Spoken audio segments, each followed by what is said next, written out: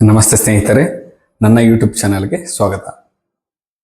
ಇಂದು ನಾವು ಕ್ರಿಯಾಯೋಗ ಅಂದರೇನು ಎಂಬ ವಿಷಯದ ಬಗ್ಗೆ ತಿಳಿದುಕೊಳ್ಳೋಣ.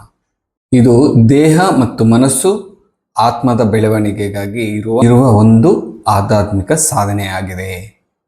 ಇಂದಿನ ವೇಗದ ಜೀವನದಲ್ಲಿ ಒತ್ತಡ, ಆತಂಕ ಮತ್ತು ಮಾನಸಿಕ ಅಶಾಂತಿ ಹೆಚ್ಚುತ್ತಿದೆ.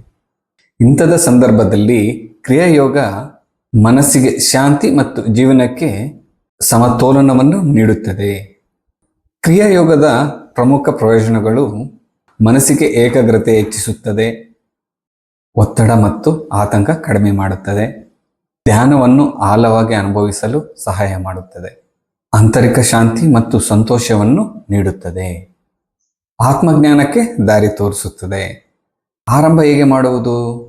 ಪ್ರತಿದಿನ ಬೆಳಿಗ್ಗೆ ಅಥವಾ ಸಂಜೆ 10 ರಿಂದ 15 ನಿಮಿಷ ಒಂದು ಪ್ರಶಾಂತವಾದ ಜಾಗದಲ್ಲಿ ಕುಳಿತುಕೊಳ್ಳಬೇಕು. ನಿಮ್ಮ ಉಸಿರಾಟದ ಮೇಲೆ ಗಮನ ಹರಿಸಿ ನಿಧಾನವಾಗಿ ಧ್ಯಾನದ ಅಭ್ಯಾಸವನ್ನು ಬೆಳೆಸಿಕೊಳ್ಳಿ. ಕೊನೆಯ ಮಾತು: ಕ್ರಿಯಾಯೋಗ ಒಂದು ದಿನದಲ್ಲಿ ಫಲ ಕೊಡುವುದಿಲ್ಲ, ಆದರೆ ಒಂದು ದಿವಸ ಬದಲಾವಣೆಗಳನ್ನು ಕಾಣಬಹುದು. ವಿಡಿಯೋ ನಿಮಗೆ ಇಷ್ಟವಾದರೆ ಲೈಕ್ ಮಾಡಿ, ಶೇರ್ ಮಾಡಿ ಮತ್ತು ಸಬ್ಸ್ಕ್ರೈಬ್ ಮಾಡಿಕೊಳ್ಳಿ.